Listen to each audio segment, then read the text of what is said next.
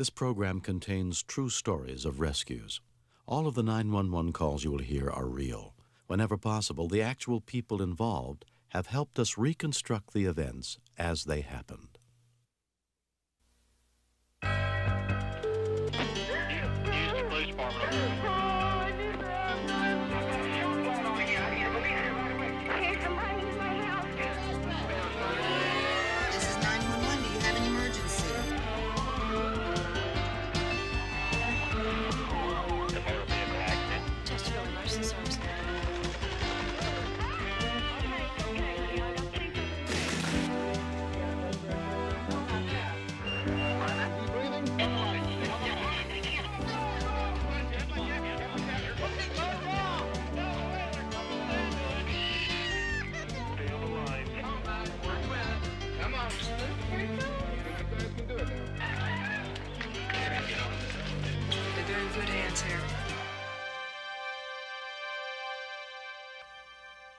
When a life is at risk, there's no time to waste and no room for error.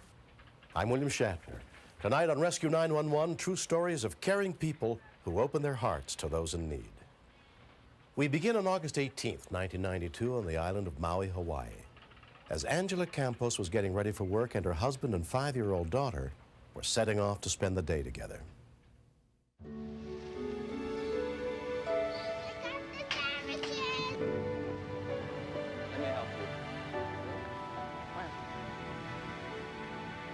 My husband, Popo, and my daughter, Sandra, they love to go fishing. Hi, did you get everything? Yeah. Hi, Sandy. My husband and my daughter, they're both alike in a lot of ways. They both have big hearts. They both have very giving natures.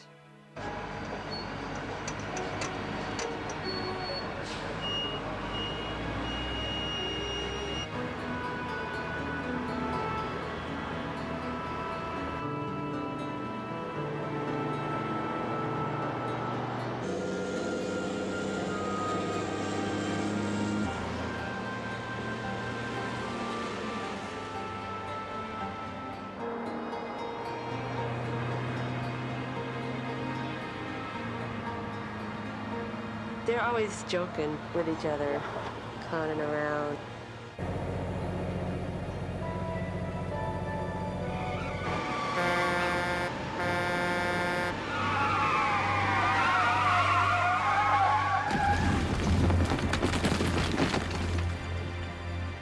When we continue. I said, is anybody alive? And they go, yeah. And I'm looking and I'm thinking, you're kidding. How can anyone be alive in this?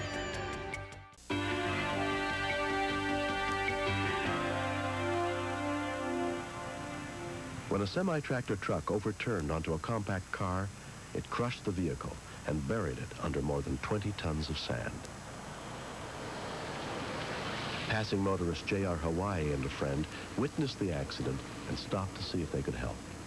All I saw was this truck, and then I went around the truck and looked if it hit any car or if anybody else got hurt. That's when I noticed that he did hit a car. I totally think the person is dead because the car is flat.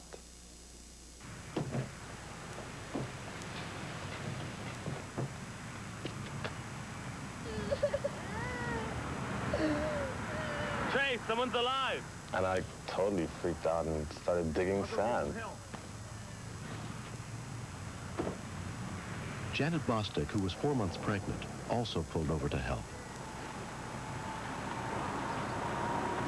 I said, is anybody alive? And they go, yeah. And I'm looking and I'm thinking, you're kidding. How can anyone be alive in this? 911. Yes, there's an accident by, a truck turned over on the car. Need assistance right away. Any injuries? I think so. There's a car smash. A truck is over the car. Are you okay in there? Just instantly, people started coming up. And one guy asked me, what's wrong? And I said, just dig sand because there's a little girl in there and I can hear her crying.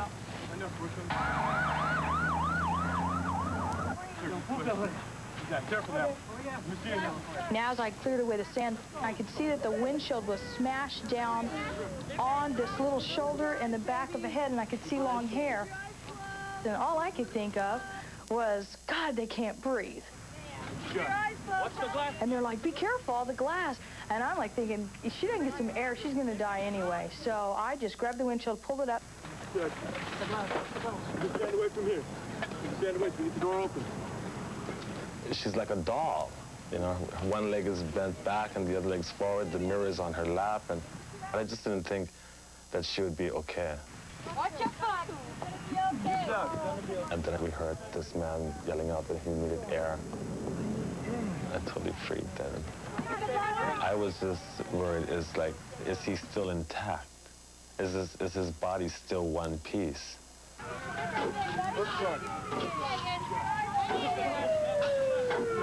Within 7 minutes of the call, an international life support rescue unit arrived on the scene, including paramedic Mark Schaefer. My first gut reaction was, if there's anybody in there, their chances of survival are very slim, very slim. Okay. All right. My worst thought was that we weren't going to be able to remove this trailer in time and that people would deteriorate right in front of you. Gotta get that door open. Watch the glass. We took the door off, and that enabled us to see a little bit more, but we still realized we couldn't move until the tractor trailer was taken off of the car. Your neck right now, okay? Try to hold still as much as you can. We're going to put a little collar on your neck. Good girl. You're doing really good. The father, at that point, until we removed the passenger door, we could not see him. Once we got the door off, I could actually stick my head partway into the vehicle and just see his scalp. It's okay. We're gonna get you out. She probably felt so helpless and probably thought she was going to die. She probably thought, this is it, you know? After we stabilized her as much as we could, we tried to talk to the father at that point. His condition was even more of a mystery to us. Use the oxygen, okay? We're going to get you out as soon as we can. 3 minutes after the first rescue unit, the Maui Fire Department arrived, and Captain Conrad Ventura took charge of the scene. Those trucks carry somewhere around 20 tons when loaded. So I figured that we probably are going to need some heavy equipment. Do you have confirmation on anything, any heavy equipment arriving? When EMT Doug Van Grunowoud and his partner got to the scene, they were assigned to treat the father. The greatest fear is that we wouldn't get the trailer off soon enough. The chance that we had might slip away. The front end loader came on the scene in about 10 minutes after I got there, and I consider that great timing. The operator of that front end loader just happened to be my uncle, so it was real easy. I just told him, hey, Uncle, don't worry, I'll tell you exactly what I want you to do. So kind of like had that situation under control. As we were setting up, the mobile crane showed up. We kind of have the mercy of the operator when they bring something on the scene. I asked him, I said, you think this crane is capable of doing this? And he goes, yeah.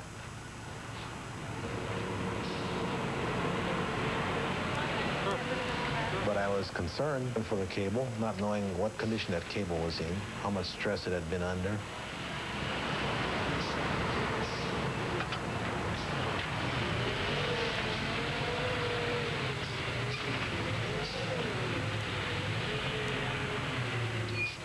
And I kept thinking, this thing is going to fall off and smash the guy twice.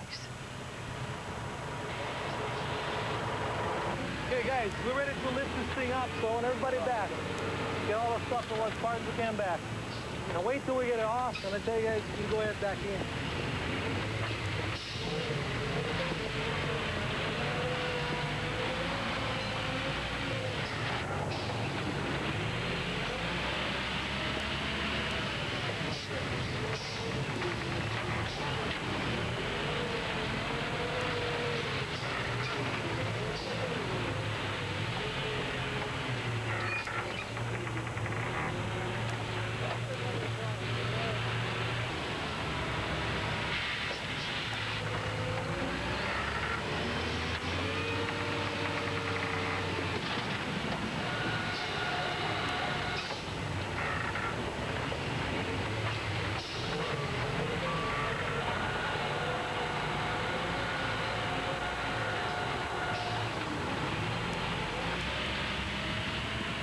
After the crane pulled the tractor trailer off the car, then we basically could see her whole body.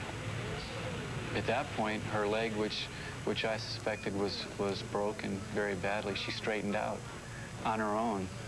And that made me feel good. That was a sign that, well, maybe she didn't have as serious injuries as we thought. 5-year-old Sandra had been underneath a 20-ton truck for nearly an hour. Paramedic Diana Gunther still had no idea what condition the girl's father was in. But we pulled the windshield back, and I really expected to have somebody that was dead or near dying, or at least had significant injuries enough that we need to be in the hospital yesterday. We need to get up to surgery now. Watch the screen. Okay, all the way through. There. Good. Sometimes when you remove the metal off of a victim, because there's no pressure anymore on them, whenever they start bleeding, and they could bleed to death. Yeah. Okay, on a count of 3. Okay, head out first. Head out first. The crowd was quiet and cooperative the entire way, but once we got Popo clear of the vehicle, they erupted into a loud cheer.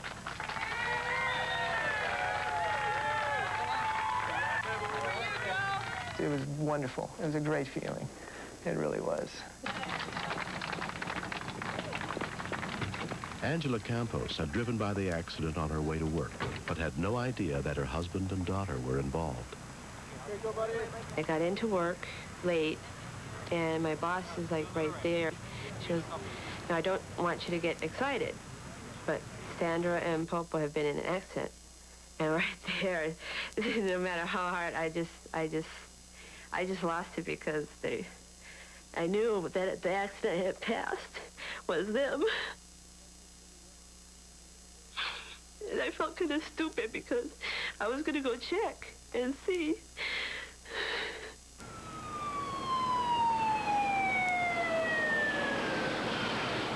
My first reaction was, God, please don't let them be dead. I'd probably have to be in a psych ward if they had died. Miraculously, Sandra had suffered no broken bones, only minor cuts and bruises. Her father, Popo Campos, was hospitalized for 9 days with a compressed fracture in his back and nerve damage to his right side. When I finally got out of the car, I felt so thankful. Words cannot say the appreciation that one person has. I still do really believe that what saved these people was he saw it coming, he wanted to push her down, he pushed her down enough, and in the process he had laid himself down and he saved his own life. Had he been sitting straight up and he hadn't seen that coming, he wouldn't be around. This big truck just came on us, and my dad just saw it, and I did it. I think it was scary.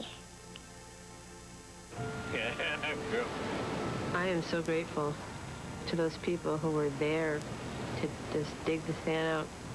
You know, if I could be face-to-face with every single one of those people, I would just say thank you so much for taking care of my husband and my daughter, people you didn't even know and weren't even sure were alive.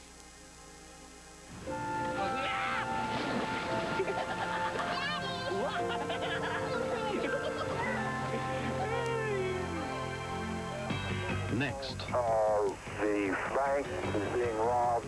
You fear for these people. If this guy is going to rob a bank during the day with a gun, he'll do anything. Sir.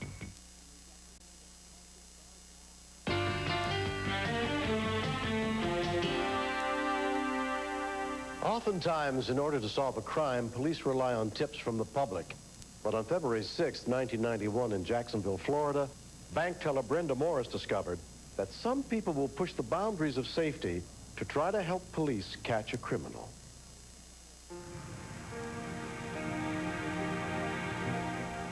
I don't have that kind of money. I turned around and I saw Lynn with a customer.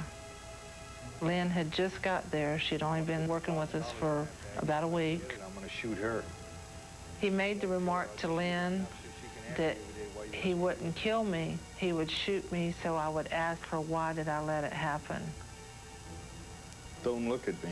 Flexible 91, Dolan. Yes, sir. I'm calling from 10600. Boulevard, we're being robbed. Right now? Yes, right now. Okay, by who? Can you see him? No, I can't. He can't see me. Do you have any guns? He opened his jacket and showed the girl something, but I don't know what it was. Stay in line. Don't say anything. Okay. Jacksonville Sheriff's Dispatcher Robert Tolan handled the call. I mean, if he had a gun, it increased the chances of anyone in the bank being shot. And that was the last thing I wanted to hear in my ear, you know, was a gunshot going off, you know, while this guy was in the bank robbing it. You won't pass out. This guy just kept repeating to me, this is what I do for a living. This is my job. Just relax and breathe deep. And I kept saying, I can't.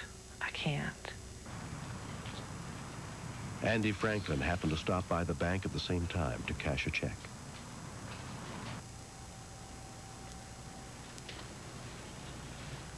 I was wondering why he hadn't moved up to the window, because there was 3 windows open. And the girl, she says, please don't shoot me, I just work here. So I figured this guy cannot realize that I'm here. And I thought, if this guy turns around, sees me with my phone, he's going to think I'm a cop, he's going to shoot me. So I backed up. Empty your drawer into that bag. We had a telephone right on the back of the station, and I could see that it was going underneath the station, so I knew somebody was on the phone. And I thought that this guy was going to see the same thing I was seeing. At that point, I got really scared.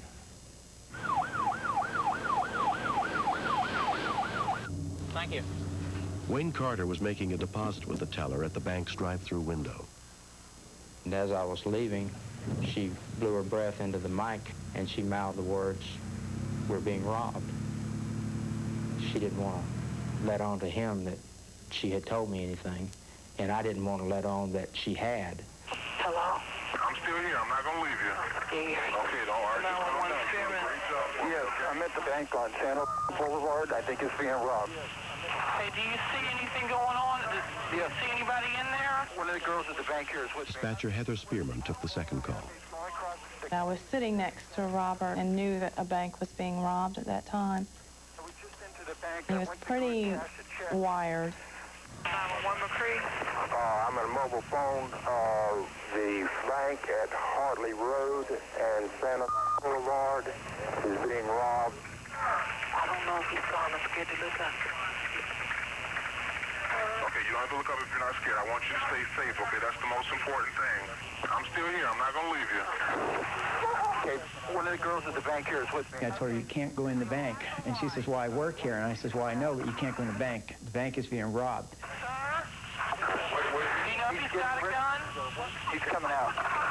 Sir? Sir? She was getting hysterical. He looked over at us, and I thought, boy, I'm going to get shot because of her, because she's hysterical here. Okay, he's gone out the door. What is he wearing? What is he wearing? He just robbed the bank. He's walking out. He's got a white jacket on. Tell me, sir, listen to me. What color shirt? He did have a gun? Blue jeans. Do you know if he's got a gun? He told the girl at the counter he would shoot her. Just a second. I'll tell you where he's going. Yeah, you fear for these people going after these suspects because you've got a lot of wannabe police officers. If this guy is going to rob a bank during the day with a gun, he'll do anything. What would stop him from firing a bullet? Nothing. At that particular time, I just watched to see where he went and what he did.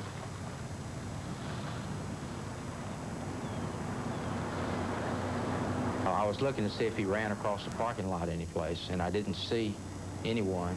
And then as I reached the end of the office building, I looked into the bushes. He looked right at me. I just casually looked over there and pretended like it was just something that didn't concern me.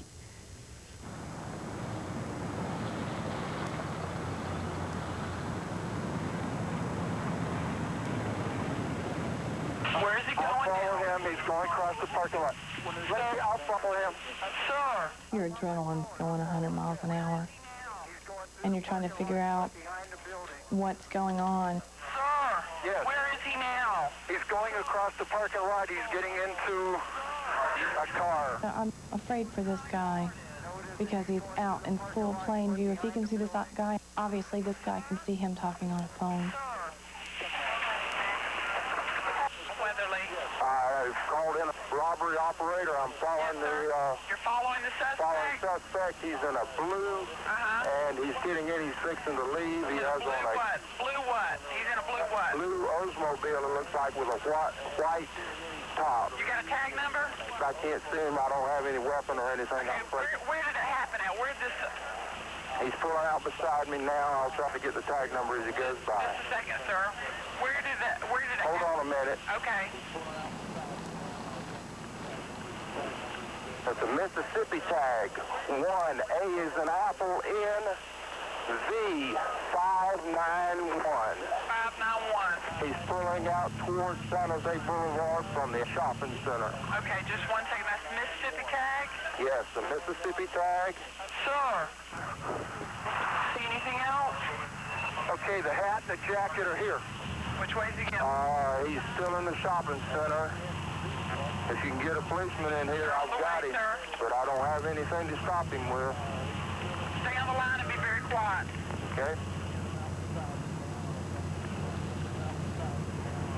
Here's your policeman right now. Okay, just a second, sir. All right, I've got him. He's right here. Tell this man to turn in. Right here.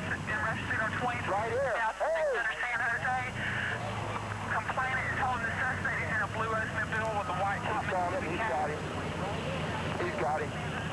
He's got him? Yes, sir. Okay, sir. Thank you for I don't know calling. what's going to happen. All right, thanks for calling. The police are here. I just saw a blue car take out and go down this way. Sir?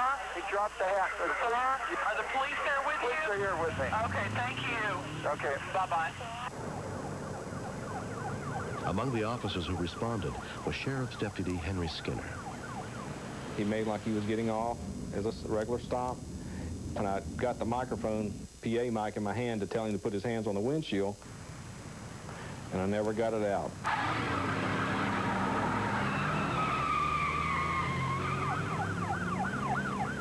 He kind of caught me off guard, and at that point, the complexion of the situation changed completely. It went from cool and calm into where this guy's going to hurt somebody, and he doesn't care who he's going to hurt.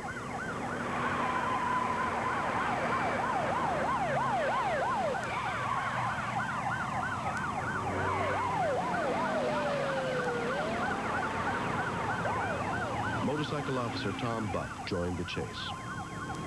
I'm just wanting to get it over with because he's starting to scare me.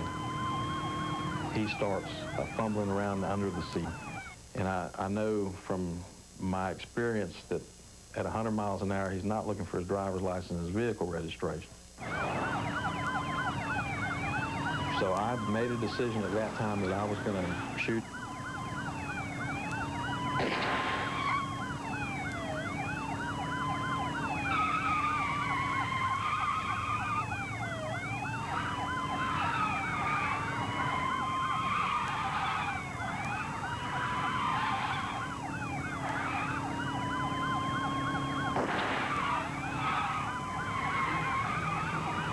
Brake lights come back on again. The vehicle comes to a stop. I was mad. I was scared. This was fast. This was pumped up. You know, he was wanting to hurt me. You in the car. Put your hands out of the car. And it didn't matter who got in his way. The suspect was subsequently convicted of armed robbery and aggravated assault and was sentenced to 20 years in prison. Nearly 2 years later, the people who got involved that day finally got a chance to meet each other. And to me, it was great. You know, it's like everybody worked together, everything just happened to click. So he was doomed from the start, it seems like.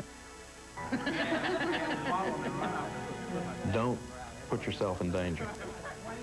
Do what you think you need to do to help the police, But never put yourself in danger. It's not worth it. It's not your money. No amount of money in the world is worth your life.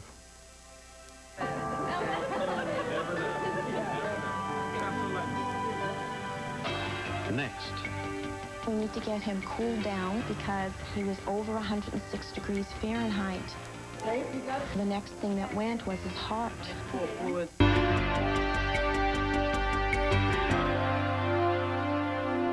What sets some hospitals apart from the rest is the deep understanding the staff has of the fears and anxiety that patients and their loved ones experience. This story is not a recreation. It's a look inside a very special medical facility in New York City where the best prescription for pain is a unique combination of skill and compassion. An injured patient arrives by taxi at the Animal Medical Center.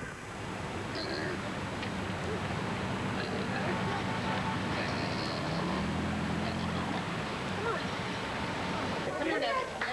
Come here, baby. Ned. Ned. People's pets, they're not just possessions, they're really members of the family. And when people call me on the telephone, they'll say, I'm Oscar's mother, or I'm Cuckoo's father. Hey, what exactly happened to your pig? We were giving him a bath and his, one of his back hooves snapped. Yeah. Well, how much has it been bleeding since? A lot. It's been bleeding a lot. Okay, a doctor will be in to have a look at your pig in just a few minutes. You just have to be ready for anything because you don't know what's going to come in. And who is this? Dr. Laurie Heath examines Ned, the pot-bellied pig. And did he hit it on the edge of the tub? No, I think he put his weight on it weird when he got in. Okay, why don't we get him up on the table? Anytime you try to handle a pig, they'll squeal, and they'll squeal loudly. If you're going to do this on a regular basis, work with pigs, you really need to wear earplugs or your hearing can be affected. Calm down, boy. People doing that, huh? He had indeed ripped his whole nail off his claw. All right. I thought that we should have a surgeon look at it to determine whether or not he had the bone exposed underneath. You big ham. That's what you are.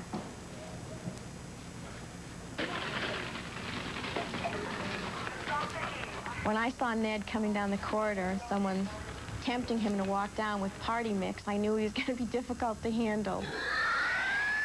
I tried to pet him, call his name, but he was just not going to have anything to do with anything.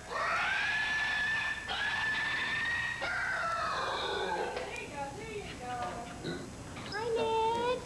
Hi, Ned. I tried to look at him on his level and on his terms. Boy. One person was at one end working on his foot while I was at the other end feeding him. He could have cared less about what we were doing as long as he had his party mix. There was every indication that a new nail would grow back on its own as long as we could keep the open area clean. And you don't want the infection to get in the bone because then he's going to lose the toe anyways, and it can become a systemic infection, and it'll never heal. So we're in a grace period. It's contaminated, but probably not infected yet. Flush it real good and start him on a systemic antibiotic. For pigs.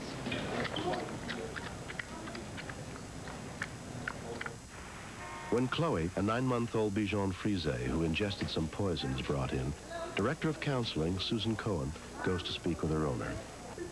I was told that there was a very distraught woman with a sick dog and that she needed help. Okay, what's going on? I don't know the nature. She was fine. I got home at 5:30. I had left her all day. On the wood floor, I had used a cleaning substance. She probably licked it up. I just thought that she was going to die. Deep breathe, okay? Yeah, that's a ticket. That's good. That's good. That's a ticket.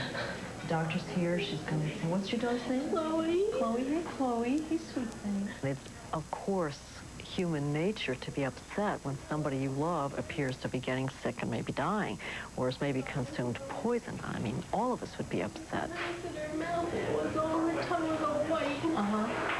You know, no, I think you did exactly the right thing. You know, you came right in with her as soon as you saw something was going on. You looked at the right stuff. You know, you're obviously a real devoted person. Tell me what your name is. Susan Cohen was right there, and she tried to comfort me while Chloe was taken. And it was good that there was someone right there to try to smooth things over. You've been through a lot. I see you. George. Hi, it's who I found. When tests on Chloe are completed, Anne is updated on her condition. What we're going to do is start her on some fluids into her vein to support her overnight in case. They told me that her liver had been attacked by a toxic substance and that Chloe would have to stay in the hospital. But they reassured me that she probably was going to be okay. An injured owl found in a quarry is brought in by a wildlife preservation team. We went out to get him, and by the next day we were noticing that he wasn't looking at things. He was tracking with his ears.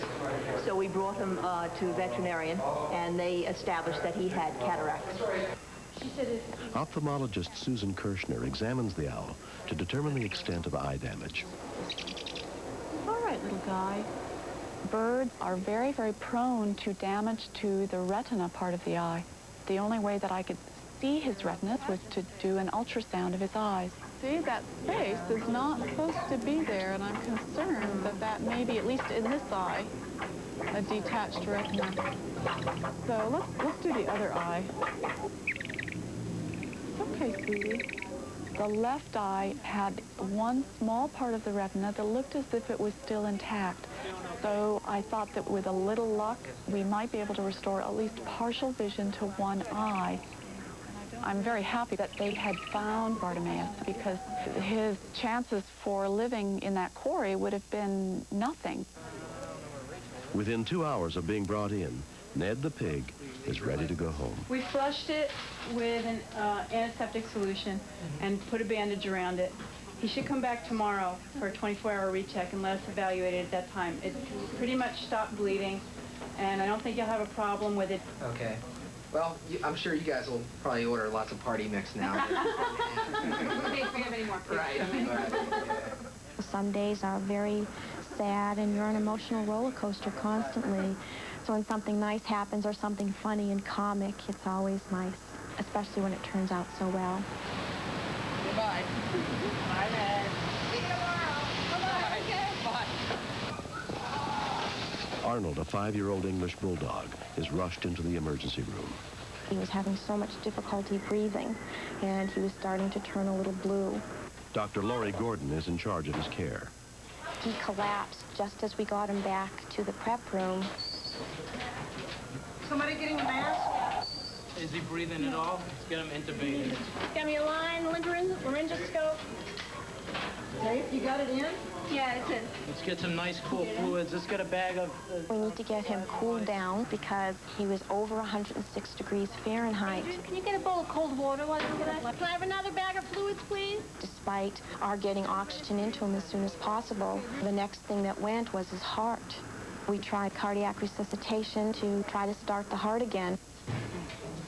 Is he getting oxygen? Okay, get another line. Stand up. Any pulses? Is anything getting through? As the medical team fights to revive Arnold, one of the veterinarians reports back on his talk with the dog's owner. So she said to call it when you think you've done the appropriate steps. Let's wait on the openings. Okay. Come on, pal. We could not get a normal rhythm back. You got a pulse? No. I don't think he's got anything. He's got nothing. He's fixed and dilated. After working on Arnold for 20 minutes, doctors pronounce him dead. We literally say goodbye. Goodbye, Arnold, pet him, and mentally wish him well. Just like a human.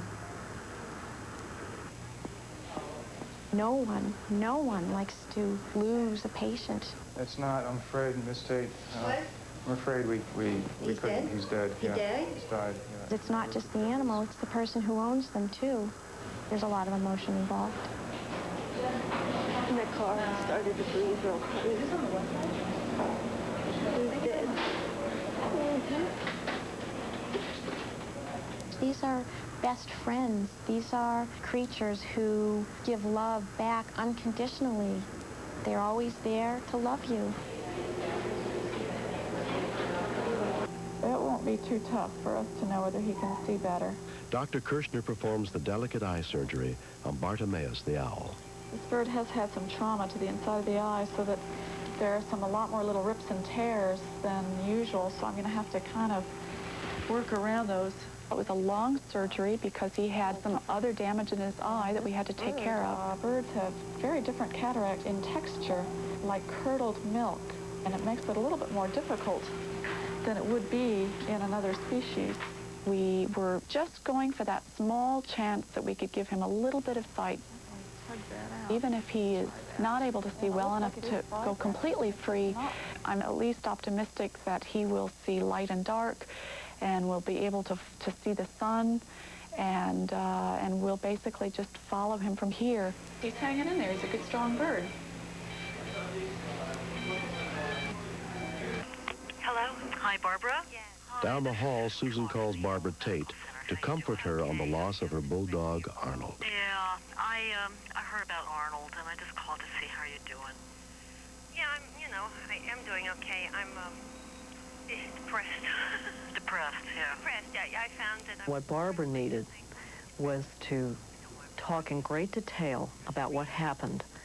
I think to try to figure out how Arnold, whom she loved very much, got to be dead. Your guard was down a little, right? Because you weren't really prepared for anything very bad to happen. Oh, no. I was totally taken aback. I didn't think... It's nice to have somebody understand that it's really like a member of your family. I've had dogs over the years, and he was the sweetest dog I ever had. He was also the dumbest. I think. And unless you have somebody you can talk to that's lost a pet, that loves a pet, people that don't have pets just think you're nuts. You miss Arnold? When she was a little tiny puppy, Arnold just fell in love. You care? Arnold thought we had brought home a little wind-up toy for him to play with. And so Arnold just followed the dog around the house wherever he went. We were a little worried because Arnold was so big and clumsy, I thought he was going to step on her. So sometimes we would lock her up in the crate just to keep her safe, and Arnold would just lay on his belly outside the crate and look moon-faced at this dog. Arnold was unique. No dog was ever like Arnold. He was just so sweet. After 2 days in the hospital, Chloe has recovered enough to be released. I did miss her dearly, so...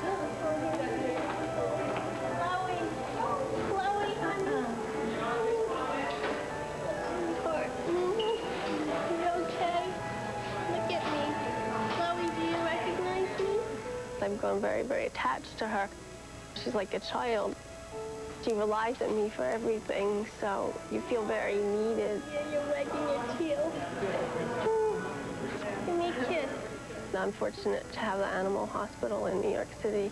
I know if the animal hospital weren't here, I don't know if Chloe would have survived. Are you okay, honey? Yes? 6 days after Ned injured his foot, he's healed enough to once again enjoy the things he loves most. Occasionally we'll take him out for a walk and he'll graze and whatever. He's found some grass, sure. He's very affectionate and he likes people a lot. Just neat having him around.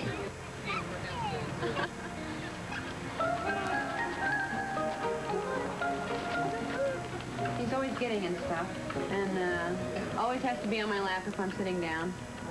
He's my baby. We have a very powerful response to animals. They're completely accepting of us. They're never going to get up and read our diary to the whole 5th grade class. They're never going to make us stand in the corner because we flunked algebra. They're never going to take the car away because we put a dent in it. They think we are terrific exactly the way we are.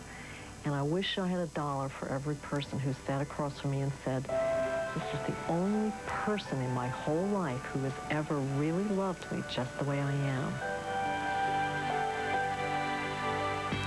Next. Yes, I got a baby that's choking. There's not a feeling in the world to describe the terror that I was feeling. I thought I was going to lose her that day for sure.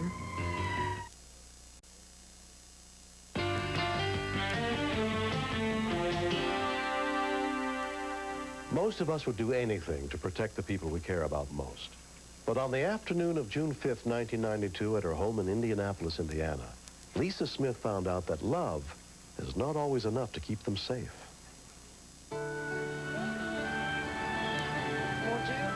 I babysit for Mindy and Melanie during the week. And on this particular day, I have my 4 children and the babies.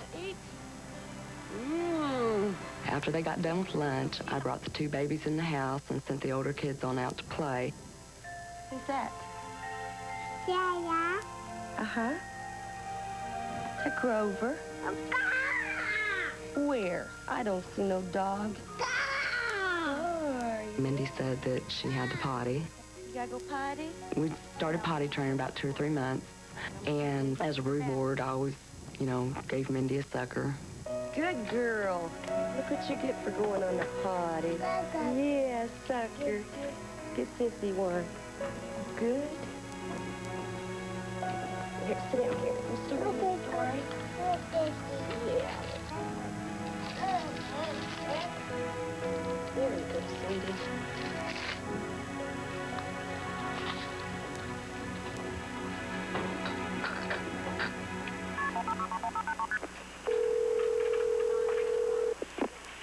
Indianapolis Fire and EMS.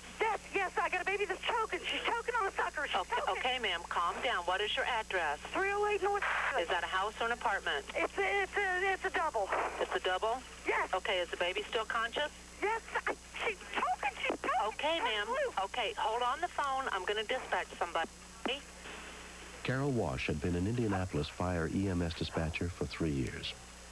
My insides were just going crazy. You have 4 to 6 minutes to do what you're going to do. And after that, it's real touchy. What do I do? I'm going to tell you. Let me get someone dispatched and on the way, okay? Stay on the phone. I had to tell her to hang on for a second while I got the units going. And I felt bad about that, but I thought, at least I've got help on the way in case I can't help her. Medic 2, Rescue Engine 12, the child choking, 1412. Location 5000 East, 308 North. How is she breathing? Is she breathing normally? No, she's just gagging. She's choking. Okay, calm down. Is she turning blue or anything? Yes. Okay, she's not able to cry or anything? No. Okay. There's not a feeling in the world to describe the terror that I was feeling. I felt like it was my fault. I loved her like she was just my own. And I thought I was going to lose her that day for sure. Okay. Just keep calm. You need to stay calm. It was the first time I was going to have to use the emergency medical dispatch cards, so I was nervous. Okay, what do you think she's choking on? A sucker. A sucker? A sucker, yes. She bit into a baby sucker. Okay. Okay, I'm going to tell you what to do for the baby, okay? Is she right there with you? Yes. Okay, remove the clothing from the baby's chest. Okay. Okay, pick her up. Yes. Turn the baby face down. Yes. So she's lying along your forearm. Yes, Is she got it. small enough for that? Yes. Support her jaw in your hand. Uh-huh. Okay, the bottom should be held between your elbow and hip. It's real nerve-wracking not to be able to see the person who's in trouble. You just have to take someone's word for it over the phone. And that's scary and dangerous. Okay, now you've got all that? You've got her in that position? Yes. Okay, tilt the baby with the head down slightly. Uh-huh. Use the heel of your hand to strike her back 4 times, right between the shoulder blades. Oh, there it comes. Oh, God, there comes the sucker. Oh, God. On the 4th thrust, the sucker just flew out of her mouth. I was just so elated that she was alive, you know. She's not choking no more. She's not choking? Did the sucker come up? Yes. Great, great. How is she doing now? Is she crying? She's just real dazed. Is she getting any air? Can you see her chest rising? Yes. Okay, great. All right, just lay the baby down. Keep her real still. The ambulance is here. Okay, ma'am, great. Okay. Uh-huh, bye-bye. I'd never saved anyone over the phone, so it was a new experience for me. And I sat back in my chair, and then I looked around the room, and I said, I just had a save. Within 3 minutes of the call, the Indianapolis Fire Rescue Unit was on the scene, led by Mark Oster. When we arrived, I had one of the firefighters check out the baby, and there was no visible injury. Yeah. eyes turned all blue. She started to cry quite loudly, so we knew everything was completely fine with the baby at that point. The sucker had become lodged in Mindy's throat when the stick it was on broke. I had no idea that a sucker could be so dangerous. After this experience, I don't allow them in my house. I don't allow my older children to have suckers, period. I already knew CPR, but I didn't know the Heimlich maneuver for infants. I think that's something that every babysitter, every mother in the world should know. The Cox family is thankful for Lisa Smith's action that day. I think she did great. And to tell you the truth, I think she's the only babysitter we had in a long time that I trust. Slide it in. Go get a bite. Slide it in. Go get a bite, Daddy. If it wasn't for the 911 system and Carol Walsh, Mindy would not be here today. Slide it in. I love Mindy to death. She's the sweetest little girl, and just to see her up running around and playing and normal every day, it's a wonderful feeling. Give me a kiss, Mindy. Give me a kiss. I love you.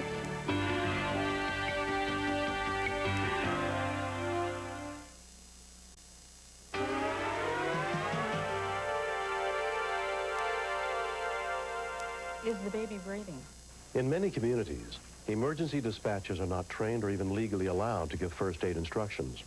With support from you, more communities will find ways to train their dispatchers to provide life-saving information over the phone. This series is dedicated to all the men, women, and children who aid and comfort us during times of trouble. I'm William Shatner. Join us again next time for more true stories on Rescue 911.